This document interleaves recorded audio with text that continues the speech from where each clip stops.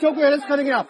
बच्चे सांस के लिए थे क्या? आपको पता है प्रोटेस्ट किसके लिए हो रहा है? सांस के लिए हो रहा है ना. आता लोकांना श्वास घ्यायला त्रास होते, चांगली हवा तिकडे भेटत नाही आणि काही काळानंतर महाराष्ट्र मुंबईचे हे हाल होणार आहे. याचे खूप सारे मोठे रिझन्स आहेत. मी स्वतः सांगण्याऐवजी आपण हे गुगलला विचारूया.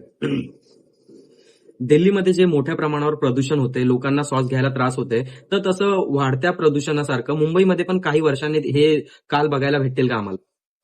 दुर्दैवाने मुंबईतील प्रदूषणाची पातळी देखील गेल्या काही वर्षांत वाढत आहे. बांधकामे, वाहनांची संख्या, औद्योगिक क्रियाकलाप यामुळे मुंबईतील हवा दिवसेंदिवस दूषित होत आहे. जर वेळीच उपाययोजना केल्या नाहीत तर भविष्यात मुंबईची हवा देखील दिल्लीसारखीच गंभीर परिस्थितीला सामोरे जाऊ शकते. तुम्हाला याबद्दल अधिक मला माहिती हवी आहे का? एक सांग, यावरती मुंबईमध्ये जे लोकसंख्या वाढ होते हे गोष्ट कारणीभूत आहे की नाही? हो, लोकसंख्या वाढ हे एक महत्वाचे कारण आहे. जास्त लोकसंख्या म्हणजे जास्त वाहने, जास्त कारखाने, जास्त बांधकामे आणि जास्त कचरा, या सगळ्यांमुळे प्रदूषण वाढते. तुम्हाला यावर बघितलं, म्हणजे जास्त लोकसंख्या आपल्या महाराष्ट्रामध्ये वाढत चालली. या गोष्टीमुळे दिल्लीसारखी आपली पण हालत होणार. तर या गोष्टीला नेहमी एक व्यक्ती सांगत आलाय आणि कधीतरी आपण या गोष्टीचा पुढाकार घेतला पाहिजे, आपल्या नेत्यांना विचारला पाहिजे, कारण राजकारणाचं गजकरण करून ठेवलं या लोकांनी.